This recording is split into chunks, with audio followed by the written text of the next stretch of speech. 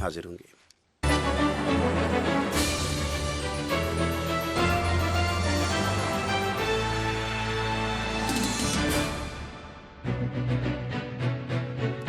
Programme جہاں رنگ میں آپ کا ایک بار پھر خیر مقدم، میں ہوں اسد حسن، اور پروگرام کے اس حصے میں ہم بات کریں گے واشنگٹن میں جاری جوہری سلامتی سے متعلق 2 روزہ سربراہ اجلاس، اور اس اجلاس میں آج دوسرا اور آخری دن ہے۔ صدر باراک اوباما وہ اس اجلاس کے اختتامی سیشن سے خطاب کریں گے، اور توقع یہ ہے کہ یہ چوتھا جو سمٹ ہے اس کے بعد جو اعلامیہ سامنے آئے گا، یہ ایک پلان آف ایکشن سامنے آ سکتا ہے۔ فوکس اس اجلاس میں تھرو آؤٹ یہ رہا ہے کہ دہشت گرد یا عسکریت پسند جو گروپس ہیں جیسے القاعدہ ہے، جیسے داعش ہے، ان کی جوہری مواد تک رسائی نہ ہو، اور جو بھی نیوکلیر فیسلٹیز ہیں یا نیوکلیر کے حامل ملک ہیں نیوکلیر صلاحیت کے، وہاں پہ سیکیورٹی زیادہ سے زیادہ بہتر ہو، مربوط ہو، اور ان کا کمانڈ اینڈ کنٹرول سسٹم زیادہ جامع بنایا جائے۔ اس ریفرنس میں اطلاعات جو آ رہی ہیں اس کے مطابق فوکس ابھی 2 روزہ اس کانفرنس میں سب سے زیادہ داعش پہ رہا ہے، اس کی اس استعداد پہ کہ وہ کس حد تک نیوکلیر میٹیریل تک رسائی حاصل کر سکتی ہے یا اس کو وہ کیپٹلائز کر سکتی ہے۔ اسی طرح شمالی کوریا، اس کا بیلسٹک یا اس کا نیوکلیر پروگرام اور اس کا غیر ذمہ دارانہ رویہ، اس پہ بات ہوتی رہی ہے۔ ہمارے ساتھ ہیں اس وقت وہاں پہ کنونشن سینٹر سے افتخار حسین، ہمارے کولیگ ہیں، ڈیوا ریڈیو کے ساتھ ان کی وابستگی ہے، کنونشن سینٹر میں موجود ہیں، ان سے کچھ اپڈیٹ لیتے ہیں اور پھر اس کانفرنس میں اب تک جو ڈیولپمنٹس ہوئی ہیں اس پہ ہم انالیسز لیں گے، تجزیہ لیں گے اپنے ماہرین کا۔ افتخار، بہت شکریہ آپ نے ہمیں وہاں سے جوائن کیا ہے۔ آج کا ایجنڈا کیا ہے، اور تھوڑے سے ہمیں گلمپسز دیجیے گا کل کے پہلے روز میں کیا اہم ڈیولپمنٹس ہوئی ہیں یہاں پہ؟ Thank you Asad. بیسیکلی جو آج کا ایجنڈا ہے اس کے تو شروعات ہو چکے ہیں۔ اس وقت جب میں اس وقت موجود ہوں کنونشن سینٹر میں، تو پریزیڈنٹ اوباما نے ابھی اناگرل اسپیچ کی ہے، اور 2 منٹ پہلے اس اناگرل اسپیچ میں انہوں نے اس کے اگر ڈائسیکٹ کیا جائے تو بیسیکلی 3 باتیں امپورٹنٹ وہ سامنے آئی ہیں۔ وہ ایک یہ ہے کہ آج تک انہی سمٹس کے دوران جو کمٹمنٹس ہوئے تو کیا اچیو ہوا۔ دوسری بات کہ how much is serious and urgent the threat of nuclear proliferation specially amid this high level of terrorist activities around the world. صحیح۔ تو اور تیسری جو اس کو میں کیٹیگرائز تیسرا اگر کروں تو وہ یہ ہے کہ what we are doing as an international community and what the US is doing, especially leading the efforts and putting together the efforts around the world to اس کو eliminate کیا جا سکے نیوکلیئر پرولیفریشن کو اور اس میٹیریل کی دہشت گردوں کے ہاتھ لگنے کو۔ تو انہوں نے ایک بات جس کو میں آئیکانک ایکسپریشن کہہ سکتا ہوں کنسیکوینسز کے حوالے سے جو کی ہے وہ یہ ہے کہ an apple size plutonium جو کہ سیب یا ایپل کے سائز کا، وہ اٹ کین کل hundreds of thousand of people. تو اس کا مطلب یہ ہے کہ اگر یہ لیک ہو جائے، اگر کروڈ فارم میں بھی دہشت گردوں کے ہاتھ لگ جائے تو how far and the big consequences could be۔ اور دوسری جو انہوں نے ایک بات کی وہ یہ تھی کہ باقاعدہ ایویڈنس دے کے کہ داعش ایسا ایک دہشت گرد تنظیم ہے کہ انہوں نے عراق میں کیمیکل گیس یوز کیے ہیں۔ سو دیٹ مینس کہ it has the intent, the capability, and it wants to have its hands on nuclear material۔ صحیح۔ تو انہوں نے وہ بھی بات کی، اور باقاعدہ ایک برسلز میں نیوکلیئر پلانٹ کے مینیجر پہ وہ سرویلنس کر رہے تھے۔ صحیح جو ٹیررسٹ ہے، اور یعنی یہ خطرات ہیں کہ ان کی ایکسیس یا ان کی دسترس ہو سکتی ہے۔ افتخار، یہ بتائیے گا کل بھی پریزیڈنٹ باراک اوباما نے جو سائڈ لائنز ملاقاتیں تھیں اور جنرلی انہوں نے جو گفتگو کی، یہ انہوں نے کہا کہ نیوکلیئر سیکیورٹی سے متعلق پروگریس ہو رہی ہے لیکن سلو ہے، بہت زیادہ کام کرنے کی ضرورت ہے۔ آج بھی آپ نے جو بات کی وہ اسی کا اشارہ دیتی ہے۔ تو کیا ہم توقع رکھیں کہ اس کانفرنس کے اختتام پہ جو اعلامیہ سامنے آئے گا یا کوئی پلان آف ایکشن جو سامنے آئے گا وہ کس نوعیت کا ہو سکتا ہے؟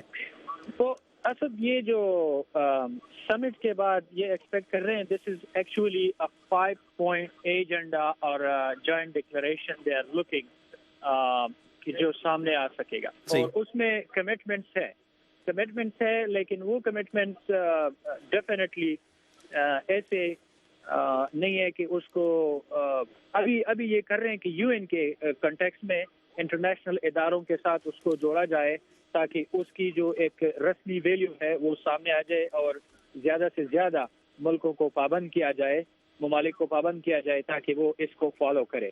لیکن اس میں جو سب سے ایک امپورٹنٹ چیز سامنے آئے گی جس کی ایکسپیکٹیشنز ہیں وہ یہ ہے کہ how to move forward on the commitments they have made so far in the past 4 summits اور 3 summits اور this one جو چوتھا ہے. تمام جو ممالک کی جن ایگریمنٹس کے تحت جو اوبلیگیشنز ہیں یا کمٹمنٹس ہیں اس پہ وہ کس حد تک پورے اترے ہیں.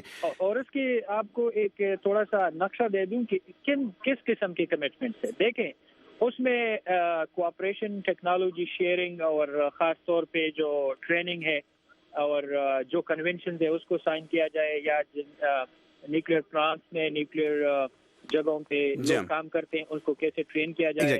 اور ظاہر ہے پھر جو انٹرنیشنل لیول پہ خطرات ہیں اس کو کیسے، اسمگلنگ کو کیسے روکا جائے، تابکاری کے مواد کو اسمگلنگ سے کیسے بارڈرز پہ اس کو ڈیٹیکٹ کیا جائے. It's a whole bunch of things for everybody and they are coming into a conclusion. But the real challenge will be, جو میری بات ہوئی ہے یہاں لوگوں سے آفیشل سے، وہ یہی ہوگا کہ how to move forward and implement it ایک تو پرولیفریشن اور اس کی ٹرانسپورٹیشن، یہ بہت بڑا فوکس ہے. بہت شکریہ افتخار حسین، آپ نے ہمیں کنونشن سینٹر سے اپڈیٹ کیا. ہمارے کولیگ ڈیوا ریڈیو سے ہمارے ساتھ تھے. انالیسس کے لیے ہمیں جوائن کیا ہے. اس وقت ہمارے ساتھ موجود ہیں فرحت آصف صاحبہ، president institute of peace and diplomacy کی. اس وقت اسلام آباد سے ہمارے ساتھ ہیں. فرحت بہت شکریہ. نیوکلیئر سمٹ واشنگٹن میں جاری ہے، کچھ اپڈیٹس آپ نے بھی سنی. آج توقع ہے کہ کوئی پلان آف ایکشن آج اس 2 روزہ سربراہ اجلاس کے بعد سامنے آئے گا، اور افتخار کا یہ خیال ہے کہ اس میں اگین تمام ملکوں کو پابند کیا جائے گا کہ مزید وہ اپنی سیکیورٹی بہتر کریں، خاص طور پہ وہ تمام ملک جن کے پاس نیوکلیئر کیپیبلٹیز ہیں. اور یہ خطرہ بہرحال بہت الارمنگ ہے، اور وہاں پہ محسوس کیا جا رہا ہے کنونشن سینٹر کے اندر کہ داعش اس کی ایکسیس ہو سکتی ہے اس جیسے گروپوں کی، اور اگر سیب کی سائز کے بھی میٹیریل تک ان کی آ گئی تو لاکھوں ہزاروں انسانوں کی زندگیوں کو اس سے خطرہ ہو سکتا ہے. تو ایک سینسٹیوٹی پائی جاتی ہے. سب سے زیادہ فوکس اسی پہ ہے. آپ نے سمٹ کو کیسے دیکھا ہے وہاں اسلام آباد میں بیٹھ کے، اور یہاں پہ جو خطرات جن کو مانیٹر کیا جائے یا اینالائز کیا جا رہا ہے وہ کتنے حقیقی ہیں اور کیسے ان کو کنٹرول کیا جا سکتا ہے؟ بہت شکریہ ارشد، آپ نے مجھے بولنے کا موقع دیا انالیسس کا بھی. ہم لوگ یہاں سے اس سمٹ کو بڑی انٹرسٹلی فالو بھی کر رہے ہیں، ہم دیکھتے رہے ہیں. اصل میں یہ بات ہے کہ بہت ساری چیزیں آپ کو پتہ ہے کہ میڈیا جو ہے نا وہ بہت ساری چیزیں اس کو فیکچوئل اور اس طریقے سے دیکھتا ہے. اور آپ کو یہ بھی معلوم ہے کہ جو میڈیا کے اوپر جو یو ایس کا میڈیا ہے اسپیشلی، وہ ان چیزوں کو بڑی عجیب طریقے سے ہائی لائٹ بھی کرتا ہے کہ جو پاکستان کو فیس کرنی پڑی، وہ چیزیں اس کو ریالٹی بھی لے لیتے ہیں. میڈیا آپ کو پتہ ہے کہ بڑی انفارچونیٹلی جو ہے نا وہ چیزوں کو بڑی عجیب طریقے سے پیش کرتا ہے. ہاں یہ ہے کہ انفارچونیٹ کچھ ایسے انسیڈنٹ ہوئے ہیں لاسٹ ویک میں، جیسے آپ کو پتہ ہے کہ یہاں پر گورنمنٹ کی طرف سے بے شک ریسٹرکشنز بھی تھیں، لیکن آپ کو پتہ ہے کہ ممتاز قادری اور جو ملیٹنٹ مرڈر بھی تھا، سوسائڈ بمبنگ بھی ہوئی ابھی ریسنٹلی لاہور میں، اور اس طرح کے جو انسیڈنٹ ہوئے ہیں ریسنٹلی. اور آپ کو پتہ ہے کہ اسلام آباد پورا 3 دن تک پورا سیج بھی رہا ہے. تو اس طرح کے جو انسیڈنٹس ہیں چھوٹے چھوٹے، ان کو بڑا انٹرنیشنل لیول پہ دیکھا بھی جا رہا ہے اور فالو بھی کیا جا رہا ہے کہ اس طرح کے چھوٹے چھوٹے جو انسیڈنٹس ہیں، اسپیشلی جو لاہور میں ہوا ہے انسیڈنٹ انفارچونیٹ، اس کی وجہ سے جو ہے نا پاکستان کی جو پوزیشن ہے وہ کافی زیادہ جو ہے اس سمٹ میں ان کو فوکس بھی ہے، ان کا اٹینشن بھی ہے. ابھی ریسنٹلی جو ہے نا ایک انسٹیٹیوٹ نے ایک ہائی لائٹ کیا تھا کہ کس طرح سے پاکستان کی جو نیوکلیئر آرسنلز ہیں اور وہ کس طرح سے دیکھے جا رہے ہیں.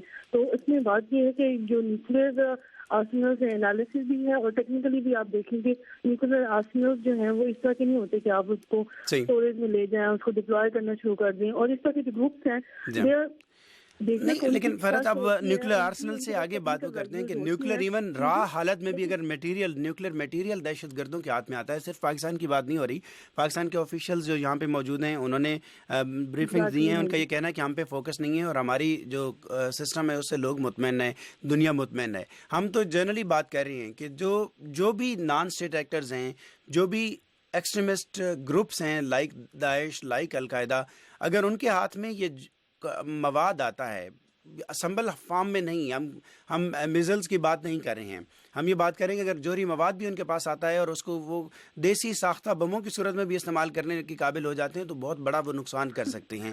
تو اس کے کتنے امکانات ہوتے ہیں؟ دیسی ساختہ بموں میں اور اس طرح کی چیزوں میں جو ہے نا آپ کو پتہ ہے کہ نیوکلیئر جو یورینیم اور اس کی یہ ڈرٹی بم جس کو کہتے ہیں، جی ہاں خاص لائف ہوتی ہے, ایک خاص سائنٹسٹ اس کو بڑے اچھی طریقے سے آپ کو بتا سکیں گے کہ ان کی خاص ویلیو ہوتی ہے. اس طرح سے جو ہے نا وہ کوئی بھی یوز نہیں کرتا. اگر اس طرح سے کرنا ہوتا ہے تو سر وہ ایسا ہے نا کہ عراق میں, سیریا میں اور اس طرح کی چیزیں بایولوجیکل ویپنس, لیکن نیوکلیر جو ہے نا اس کی جو یوز ہے اس کا بڑی ٹیکنیکل چیزیں ریکوائر ہوتی ہیں. آپ کو پتا ہے کہ پاکستان جو ہے وہ طارق فاطمی نے بھی اپنی اسٹیٹمنٹ میں اور بلکہ انٹرنیشنلی ریکگنائز بھی ہوا ہے یہ بات کہ پاکستان کا جو نیوکلیر پروگرام ہے, نیوکلیر ایمرجنسی مینجمنٹ سسٹم ہے, اس کا nuclear and radiological emergency support centre ہے, نیوکلیر اور کوآرڈینیشن جو سینٹر ہے, اس راؤنڈ دا کلاک ورک کرتا ہے. اور وہ it's not that easy to for these kind, اس طرح کے گروپس کے لیے آسان بات نہیں ہے کہ وہ اٹھا کر جو ہے نا اس کو یوٹیلائز کر سکیں. دوسری بات یہ بھی ہے کہ امپورٹنٹ یہ ہے کہ پاکستان نے جو انٹرنیشنل کنونشنز ہیں ان کو بھی ریکگنائز کیا ہوا ہے. اور آپ کو پتہ ہے کہ جو پاکستان کے نیوکلیر پروگرام میں لوگ کام کرتے ہیں, سینئر لوگ ہیں, دے نو کہ اس طرح کی اپریہنشن ہو سکتی ہیں, تو اس کے لیے پہلے ہی رسپانس سسٹم موجود ہے. نہیں, ہمارے کسی بھی سوال میں پاکستان فوکس نہیں تھا. میں نے جتنے بھی سوال کیے میرا ان سوالوں میں پاکستان فوکس نہیں تھا.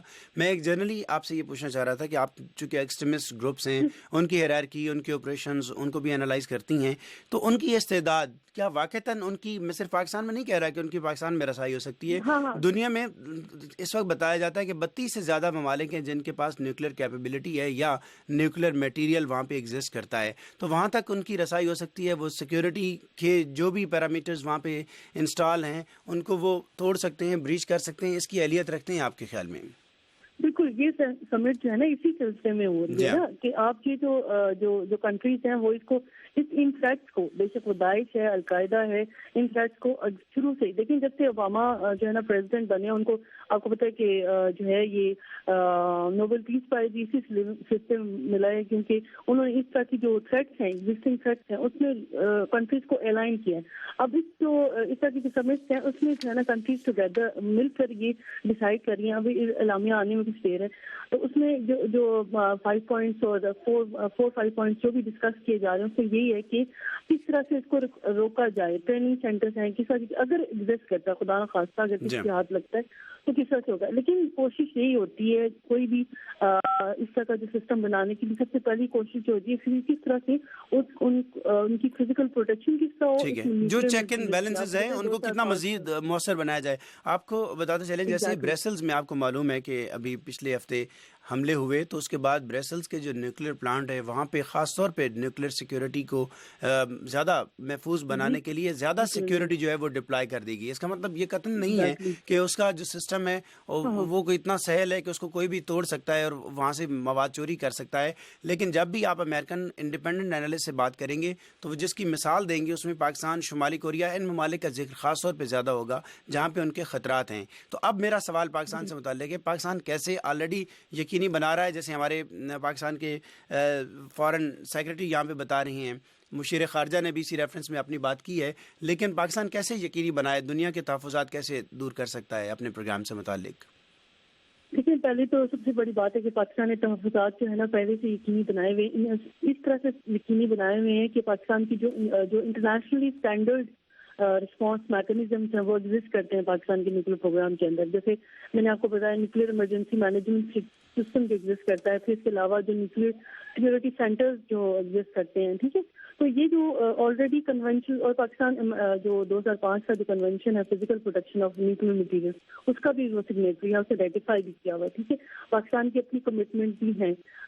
پھر دوسرا یہ کہ اس طرح کی سمٹ میں پاکستان نے ہمیشہ جو ہے نا بڑے اچھے طریقے سے پارٹیسپیٹ کیا اور ہمیشہ پاکستان فورس فرنٹ پہ رہا ہے کہ وہ جو ہے اس طرح کی جو سمٹس ہیں, اس طرح کی جو انٹرنیشنل پروٹوکولز ہیں, انٹرنیشنل جو ٹریننگز ہیں, انٹرنیشنل جو پارٹیسپیشن ہے, اس کو یقینی بنائے کہ پاکستان کا نیوکلیر پروگرام ایک رسپانسبل نیوکلیر پروگرام ہے. اس کو جو رن کرنے والے لوگ ہیں they are responsible people. For example ابھی ریسنٹلی جو ہے نا جنرل کی ایڈوائس آپ کی جو ہے نا وہ انہوں نے بھی جو ہے ایک یہاں لوکل انسٹیٹیوٹ میں بھی انہوں نے اپنی ٹاک کے دوران بتایا کہ جو پاکستان کا کمانڈ اینڈ کنٹرول سسٹم ہے دیٹ از بیلنسڈ, اور کسی صورت بھی وہ جو ہے کسی بھی رسک فیکٹر میں انوالو ہونا نہیں چاہتے, وہ ہمیشہ سیف رہنا چاہتے ہیں. نہ صرف دیکھیں سیفٹی صرف اپنی نہیں ہے, ریجن کی بھی سیفٹی ہے.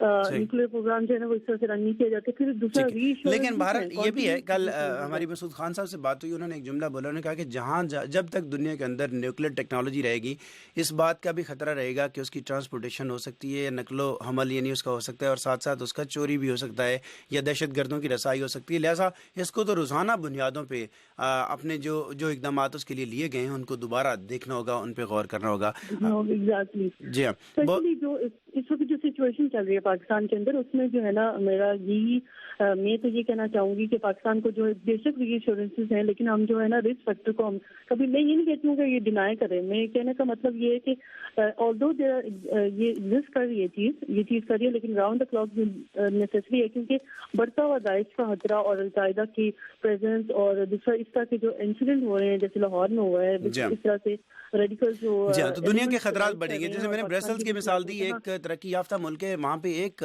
वाक़े के बाद फौरी तौर पे उनकी जो तवज्जो गई है वो अपनी न्यूक्लियर इंस्टॉलेशंस की तरफ है, तो इसको इस लिहाज से इसकी एक सेंसिटिविटी या हसासियत का जिक्र मकसूद था। आपका बहुत शुक्रिया। आपका फ़रत आसिफ साहिबा, president institute of peace and diplomacy Islamabad, आपने में ज्वाइन किया, आप हमारे साथ रही, आपका बेहद शुक्रिया। सामीन, पाकिस्तान के मुशीर ख़ारजा सरताज अजीज़, उन्होंने वॉइस ऑफ अमेरिका से बातचीत की और इसी न्यूक्लियर सिक्योरिटी समिट या जोहरी सलामती से मुतालिक वाशिंगटन में जारी सरबराह इजलास, उसके बारे में पाकिस्तान के नुक्ता नज़र से या पाकिस्तान के लिए क्या डायनामिक्स हैं, उस पर जब उनसे बात की गई तो उन्होंने हमें क्या बताया, ये हम आपको सुनवाते हैं। लेकिन जी इसका जो बेसिक फोकस था वो न्यूक्लियर सिक्योरिटी पर था कि सिक्योरिटी और एक्सपोर्ट कंट्रोल्स कैसे हैं। तो उस पर पाकिस्तान का रिकॉर्ड जो है वो न सिर्फ बहुत पॉजिटिव और वो है बहुत ज़्यादा मौसर है, बल्कि उसको एक्नॉलेज भी किया गया है। पिछली जो समिट हुई थी हेग में उसमें भी, और इस दौरान में जो इंटरेक्शंस है उसमें भी। तो इसलिए उन इश्यूज पर मेरा ख्याल है कि हमारी जो रिकॉर्ड है और जो हमारी पार्टिसिपेशन है वो मजमूई तौर पे तसल्ली बख्श है, और हमें उसमें किसी ने भी ये नहीं कहा कि इसमें कुछ मजीद करने की ज़रूरत है। तो इस कॉन्फ्रेंस के जो मकासद थे कि न्यूक्लियर, और फिर इसमें एक हमने जो कन्वेंशन था ट्रांसपोर्ट ऑफ न्यूक्लियर मटीरियल्स, उस पर भी वो रेटिफाई कर दिया था, एक हमारा जो एक रिमेनिंग इशू था इस मीटिंग से पहले। तो मजमूई तौर पर हमारी तो ज़ाहिर है तवक्कुआत ही ग्लोबल तवक्कुआत थी इससे, उसके मुताबिक पाकिस्तान का जो इसमें रोल है वो पॉजिटिव रहा है और ये एक्नॉलेज किया गया। क्योंकि तैयारी सब हो चुकी थी, बातचीत सब हो चुकी, सेक्रेटरी लेवल पे भी हुए, तो वो उससे कोई ऐसा जिसे कहना चाहिए बुनियादी फर्क नहीं पड़ा, और लोगों ने अप्रिशिएट किया कि आपको डोमेस्टिक कंसर्न जो थे वो वाकई अहम थे और उसको अहमियत देना बहुत ज़रूरी है। तो कोई ऐसी बात नहीं है। सरताज अजीज़ साहब, पाकिस्तान के मुशीर ख़ारजा, उन्होंने वॉइस ऑफ अमेरिका के इस्लामाबाद ब्यूरो में हमारे कोलीग्स के साथ बात की, उनकी गुफ्तगू से हमने इक़्तिबासात आपको सुनवाए, और अब हम आपको चंद सेकंड की या चंद मिनट की गुफ्तगू सुनवाते हैं मसूद खान साहब, फॉर्मर एम्बेसडर पाकिस्तान के अक़वाम मुत्तहिदा के लिए, और करंटली वो प्रिजाइड करते हैं एक institute of strategic studies Islamabad को। उनसे भी हमने बात की इसी पस मंज़र में, आइए सुनते हैं कि वो क्या कहते हैं। एम्बेसडर मसूद खान साहब, director general institute of studies study Islamabad, आपने हमें ज्वाइन किया, आपका बेहद शुक्रिया। सर, वाशिंगटन के अंदर आज से 2 रोज़ा इजलास जोहरी सलामती से मुतालिक, पाकिस्तान भी उसमें शरीक है। पाकिस्तान के नुक्ता नज़र से क्या डायनामिक्स हैं इस सरबराह इजलास के? हम समझते हैं कि पाकिस्तान के सिलसिले में जो भी उसने इक़दाम किए हैं जोहरी सलामती के हवाले से या जोहरी तहफ़्फ़ुज़ के हवाले से, यानी न्यूक्लियर सिक्योरिटी और सेफ्टी के हवाले से, उसको अमेरिका ने सराहा है, अमेरिका के आला तरीन हुक्काम ने सराहा है, और फिर जो है IAEA ने उसका इतराफ़ किया है। तो हम समझते हैं कि जोहरी सलामती के सिलसिले में जो सरबराही इजलास हो रहा है इसमें जो फैसले होंगे वो दूररस हैं, और उस पे पाकिस्तान जो है इसके बाद भी जो अमल होगा उसका एक फितरी हिस्सा होगा। अभी भी कई एक इंडिपेंडेंट एक्सपर्ट से जब बात होती है तो ये समझते हैं कि पाकिस्तान एज सच कोई फोकस नहीं होगा इस समिट के अंदर, लेकिन ये शक, ये तशकीक या ये खदशा ज़रूर है कि पाकिस्तान का जो प्रोग्राम है या पाकिस्तान के पास जो न्यूक्लियर मटेरियल है वो वल्नरेबल है, और वो दाइश या दीगर जो ग्रुप्स हैं, अस्करियत पसंद ग्रुप हैं, उनके हाथ आ सकता है। क्या कहेंगे इस रेफरेंस में आप? कम अज़ कम हुकूमती सतह पे किसी किस्म की कोई तशकीक नहीं पाई जाती। मैं अमरीकी हुकूमत की बात कर रहा हूँ, कोई इस किस्म की हमारे उनके साथ गुफ्तगू नहीं हुई। मैंने पहले कहा कि बड़ी हुकूमतों ने, बड़ी ताकतों ने, और उसके अलावा IAEA ने, अक़वाम मुत्तहिदा ने इस बात का इतराफ़ किया है ایک چیز میں آپ کو بتاؤں کہ یہ کانفرنس جو ہو رہی ہے پاکستان سے پوچھ گچھ کے لیے نہیں ہو رہی ہے. یہ جوہری سلامتی کا ایک بڑا مسئلہ ہے, وسیع مسئلہ ہے. اس میں جوہری ہتھیار رکھنے والی ریاستیں بھی شامل ہیں, وہ ریاستیں بھی شامل ہیں جن کے پاس جوہری ہتھیار نہیں ہیں, اور وہ مل جل کر ایک ایسا مشترکہ لائحہ عمل ترتیب دے رہے ہیں جس کے ذریعے دنیا کو مزید محفوظ کیا جائے. آپ نے دہشت گردی کا ذکر کیا اور کہا داعش کا, اور پھر یہ جو جنگجو پاکستان میں پائے جاتے ہیں, دہشت گردی کے خلاف ہم نے جنگ لڑی ہے, بلجیم جنگ لڑ رہا ہے, فرانس جنگ لڑ رہا ہے, امریکہ نے سب سے بڑی جنگ لڑی ہے, اور اگر وہاں ان کے اثاثے غیر محفوظ نہیں ہیں تو پاکستان کے اثاثے بھی غیر محفوظ نہیں ہیں. اور دوسری ایک چیز میں آپ کو بتاؤں کہ لوگوں کو اس تکنیکی امور کی سمجھ نہیں ہے, کیونکہ یہ جس کو کہتے ہیں ایٹم بام, اس کو بنانا کوئی آسان کام نہیں ہے. اس کے لیے لوگ یہ سمجھتے ہیں کہ شاید وہ ATU چرا لیں گے کسی مقدار میں اور اس کے بعد کوئی بم بنا لیں گے, ایٹم بم بنا لیں گے, تو ممکن نہیں ہے. ایک جو اس سے زیادہ بڑا خطرہ ہے وہ اس کو کہتے ہیں کہ ڈرٹی بم, یا اس کو آدیدی کہتے ہیں تکنیکی زبان میں, تو اس کا ایک خطرہ ہے. اور اگر آپ شواہد اکٹھا کرنا شروع کریں تو الحمدللہ پاکستان کے سلسلے میں اس قسم کا کوئی الزام موجود نہیں ہے. مسعود خان صاحب, یہ بتائیے گا کہ آپ نے ڈرٹی بم کی بات کی, تو انٹرنیشنلی یا گلوبلی واقعتاً یہ کتنا بڑا خطرہ ہے کہ دہشت گرد گروپ جو ہیں یا جو انتہا پسند گروپس ہیں ان تک ان کی رسائی ہو سکتی ہے ایسے جوہری مواد تک, جس کے بعد پھر وہ ڈرٹی بم بنانے کی اہلیت رکھتے ہیں؟ 3 خطرے ہیں, ایک کیمیکل ویپنز کا ہوتا ہے, ایک بایولوجیکل ویپنز کا, اور نیوکلیئر ویپنز کا. یہ جو کانفرنس ہے یہ مجموعی طور پر ویپنز آف میس ڈسٹرکشن کے لیے نہیں ہے, نیوکلیئر سیکیورٹی سے متعلق ہے. میں سمجھتا ہوں کہ اس کا امکان ہمیشہ رہے گا جب تک کہ جوہری توانائی رہے گی, جب تک جوہری تحقیق رہے گی, مطلب ریسرچ کے لیے بھی استعمال ہوتا ہے, اور اس کے بعد جب تک اس کے صنعتی اور زرعی استعمالات ہیں تو یہ خطرہ تو ہمیشہ موجود رہے گا. اس سلسلے میں حکومتوں کو حفاظتی تدابیر اختیار کرنی پڑتی ہیں, اور جہاں تک پاکستان کا تعلق ہے اس کا ایک مضبوط کمانڈ اینڈ کنٹرول سسٹم ہے. شمالی کوریا آج کل اس کا جو بیلسٹک میزائل پروگرام ہے یا باقی اس کا,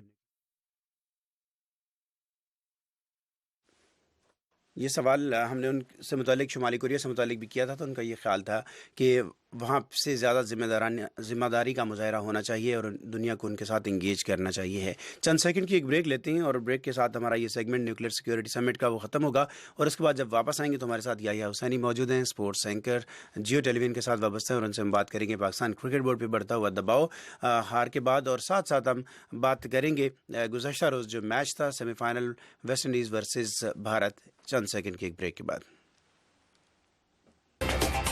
گلوبل ایشوز پر 2 ٹوک بات. ملیہ صاحبہ, کیا اس کی وجہ اسلامو فوبیا ہے؟ کیا یورپ خوفزدہ ہے؟ دنیا بھر سے ماہرین کی رائے. جب ان کو مہاجرین کا سامنا کرنا پڑا تو انہوں نے کہا ہاں ہم مہاجرین کو لینے کو تیار ہیں, لیکن مسلمان مہاجرین کو لینے کو تیار نہیں ہیں. Cooperation with countries like Pakistan, which we're already partnering with in this fight against terrorism. کہ پاکستان کا پورا فوکس صرف یہ ہے کہ بھارت پاکستان کو جنگ مسلط نہ کر سکے. غیر جانبدار بحث.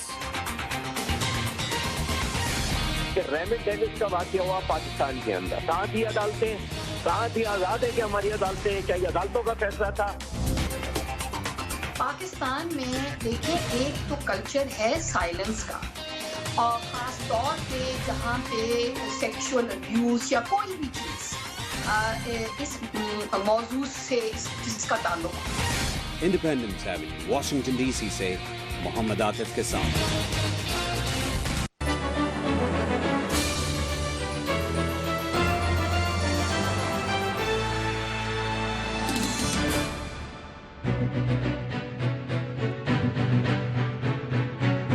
پروگرام جہاں میں آپ کا خیر مقدم, اور پروگرام کے آخری سیگمنٹ میں ہم بات کریں گے T20 کرکٹ ورلڈ کپ پہ. پاکستان کی ٹیم بری طرح سے ہارنے کے بعد اس ایونٹ سے باہر کیا ہوئی. پاکستان کرکٹ بورڈ کو سخت چیلنجز کا سامنا ہے, سخت دباؤ بظاہر اس پہ بڑھتا ہوا نظر آ رہا ہے, اور کئی ایک تبدیلیوں کی توقعات میڈیا کے اندر رپورٹ ہو رہی ہیں. یحییٰ حسینی ہمارے ساتھ موجود ہیں, جیو ٹیلی ویژن نیٹ ورک کے ساتھ وابستہ ہیں اور اسپورٹس کا اپنا پروگرام کرتے ہیں, باخبر صحافی ہیں اسپورٹس کے ریفرنس میں, اور اسٹوڈیو میں ہمارے ساتھ مدیحہ انور چودھری موجود ہیں.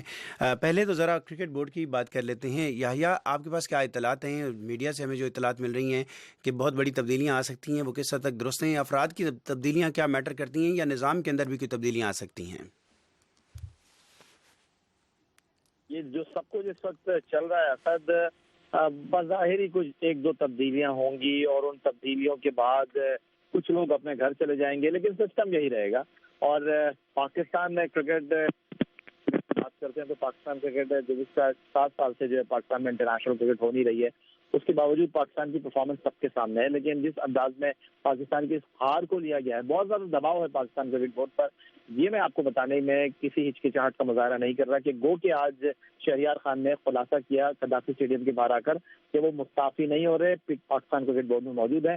شہریار خان کی اننگ زیادہ لمبی نہیں ہے، وہ آئندہ چند روز میں یا کچھ دن کے بعد پاکستان کرکٹ بورڈ کے عہدے سے مستعفی ہو جائیں گے اور ایشین بیٹسمین ظہیر عباس جو آئی سی سی کے صدر ہیں وہ ان کی جگہ سنبھال لیں گے. وقت اس کی چھٹی کا اصولی فیصلہ کر لیا گیا، ان کو سیک کیا جائے گا. پھر ہارون رشید صاحب جو ہے ہارون رشید صاحب جو ہے ان کو بھی باہر کیا جائے گا. لیکن شہریار صاحب اگر پاکستان کرکٹ بورڈ چھوڑ دیتے ہیں تو ہارون رشید کو لائف لائن مل سکتی ہے. شاہد آفریدی فی الحال انٹرنیشنل کرکٹ سے ریٹائر نہیں ہو رہے اور اگلے 2 سال وہ پاکستان کے لیے کرکٹ کھیلنا چاہتے ہیں. کپتان بھلے سے ہونا ہو تو یہ تبدیلیاں ہیں پاکستان کرکٹ کے لیے. لیکن اس سے زیادہ سب سے امپورٹنٹ بات یہ ہے کہ پاکستان کو آنے والے دنوں میں اس سے زیادہ چیلنجز کا سامنا ہے. آسٹریلیا سے کھیلنا ہے، انگلینڈ سے کھیلنا ہے، پاکستان کو ساؤتھ افریقہ سے کھیلنا ہے. تو ابھی پاکستان کرکٹ کے چیلنجز ختم نہیں ہوئے ہیں. صحیح، چیلنجز ابھی باقی ہیں. مدیحہ، ابھی ہم آتے ہیں ذرا کل کے میچ کی جانب. T20 semi final Bharat favourite تھا لیکن ویسٹ انڈیز نے سب کو چونکا دیا. بالکل چونکا دیا اور ایسی پرفارمنس کی جس کی توقع نہیں کی جا رہی تھی. لیکن جس طرح کہ ہم نے 2 دن پہلے اپنے کرکٹ کے سیگمنٹ سکور کیا ہے کے اندر بات کی تھی اور آپ نے بھی یہ بات کی تھی کہ اگر ویسٹ انڈیز کو چیز کرنا پڑ گیا تو ہو سکتا ہے کہ یہ میچ ان کے ہاتھ میں ہو، اور ہم نے دیکھا کہ ایگزیکٹلی وہی ہوا. کافی بڑا سکور تھا. لیکن اور حیرت کی بات یہ کہ دیکھیں کرس گیل آؤٹ ہو گئے 5 رن بنا کے، اس کے باوجود وہ لوگ کمپوزڈ ہے اور اس کے بعد وہ میچ کو آگے لے کر چلے اور انہوں نے بڑا اچھا فنش کیا. لگتا ہے فائنل میں یہ پرفارمنس یا اپنی کنٹینیوٹی رہے گی کیونکہ کنسسٹنٹ وہ بھی نہیں ہے؟ ایگزیکٹلی میں یہ کہنا چاہ رہی تھی کہ پاکستان کی طرح کی ٹیم ہے، ان کی کسی میچ کے اندر بہت اچھی کارکردگی، کسی میچ میں بالکل ہی آپ توقع کر رہے ہوتے ہیں کہ یار آج بہت اچھا کھیلیں گے اور بہت ہی گندا کھیلتے ہیں. 92 کے ورلڈ کپ میں پاکستان ایک دفعہ غالباً 78 پہ گیا، وہ بارش کی وجہ سے میچ بچ گیا تھا لیکن ٹیم آؤٹ ہو گئی تھی. لیکن وہ اس کے چیمپئن بن گئے. تو ویسٹ انڈیز کے اندر بھی یہ کریکٹر وہ شیئر کرتا ہے کہ جس ایونٹ میں وہ لوئسٹ اسکور پہ آؤٹ ہو جائیں ہو سکتا ہے وہ اس کو چیمپئن کر کے جائیں. یحییٰ حسینی، انگلینڈ ورسز ویسٹ انڈیز، اس پہ پہلے آئیں گے لیکن کل کے میچ کا پہلے تو انالیسس دیجیے گا. بھارت سے آپ کے خیال میں کہاں غلطیاں ہوئیں؟ ایسا کوئی بڑی غلطیاں نہیں ہوئی. بھارت سے قسمت شاید کل بھارت کے ساتھ نہیں تھی، لیکن وینکٹے اسٹیڈیم میں اس ٹورنامنٹ میں بیٹنگ پیراڈائز پچز رہی ہے اور اگر کل بھارت کی ٹیم 190 چیز کر رہی ہوتی تو شاید یہی اسٹوری ہوتی. لیکن کل ویسٹ انڈیز کی ٹیم جو ہے وہ وینکٹے اسٹیڈیم وہی اسٹیڈیم ہے جہاں پر 229 کے جواب میں 230 کر دیے تھے ساؤتھ افریقہ کے انگلینڈ کی ٹیم نے. لیکن اب اگر آپ فائنل کی بات کرتے ہیں انگلینڈ ورسز ویسٹ انڈیز تو سارا دار و مدار پچ کے اوپر ہوگا. اگر پچ پاکستان اور انڈیا میچ کی طرح ٹرننگ پچ رہی، ناگپور میں نیوزی لینڈ اور بھارت کے میچ کی طرح ٹرننگ رہی تو وہ بڑا دلچسپ کانٹیسٹ ہوگا اور وہاں پر ٹاس بڑا امپورٹنٹ رول پلے کرے گا. اگر ویسٹ انڈیز کی ٹیم ٹاس جیت گئی 130 سے زیادہ رن بنا لیے تو ان کے پاس اگر اسپن وکٹ ہوتی ہے تو اسپن اٹیک کس ٹیم کے پاس بہتر ہے، ویسٹ انڈیز کے پاس یا انگلینڈ کے پاس؟ ایون ہے، میں سمجھتا ہوں ایون چانس ہوگا. لیکن اگر بالکل جس طرح کی لاسٹ پچ تھی ویسی پچ ہوئی تو ڈفرینٹ اسٹوری ہوگی برابر کی سطح پر. جی بہت شکریہ یحییٰ حسینی، آپ نے ہمیں جوائن کیا. مدیحہ، اس سے پہلے ہم نے پاکستان کرکٹ بورڈ میں تبدیلیوں کی بات کی، یحییٰ نے ہمیں کچھ اپڈیٹ بھی کیا وہاں سے، یہ بھی لازم بھائی وہاں سے انہوں نے ہمیں کچھ اپڈیٹ بھی کیا ہے. آپ ہمیں بتائیے یہ جو تبدیلیاں جن کی اطلاعات میڈیا پہ آ رہی ہیں ہمارے پاس کنفرم نہیں. ہم نے محسن صاحب سے آج رابطہ کرنے کی کوشش کی، ایکسپیکٹ کیا جا رہا ہے کہ شاید وہ ایک بار پھر نیشنل چیف سلیکٹر ہوں. یہ تبدیلیاں کتنی کارگر ہو سکتی ہیں پاکستان کے کرکٹ کے اسٹینڈرڈس کو؟ کیا وہ اپ لفٹ کر سکتی ہیں، بہتر بنا سکتی ہیں؟ افراد کی تبدیلی یا ایک بڑا آپریشن کرنا ہوگا، نچلی سطح تک نظام بھی بدلنا ہوگا کرکٹ کا؟ نچلی سطح تک نظام بدلنا ہوگا. ہم دیکھ رہے ہیں پچھلے 10 12 15 سالوں سے ہماری کرکٹ کا یہی حال ہے. 99 کا جو ورلڈ کپ تھا میرا خیال میں وہ آخری کوئی اچھی پرفارمنس تھی as a team, as a unit جو ہم نے دیکھی تھی. اس کے بعد سے پچھلے 16-17 سالوں سے ہم یہی سب کچھ دیکھ رہے ہیں.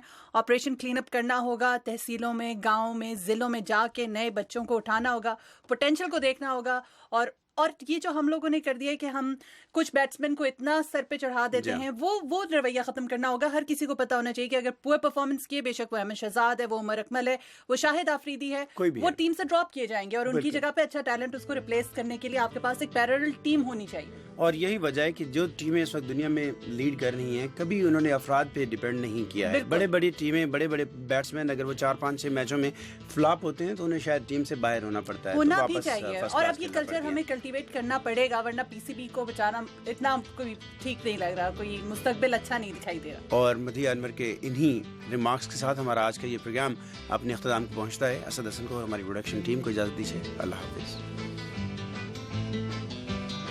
اس پروگرام میں جو نقطہ نظر پیش کیے گئے وہ خالصتاً ہمارے مہمان شرکاء کے تھے, اور وہ وائس آف امریکہ کے موقف یا امریکی حکومت کی پالیسی کی نمائندگی نہیں کرتے.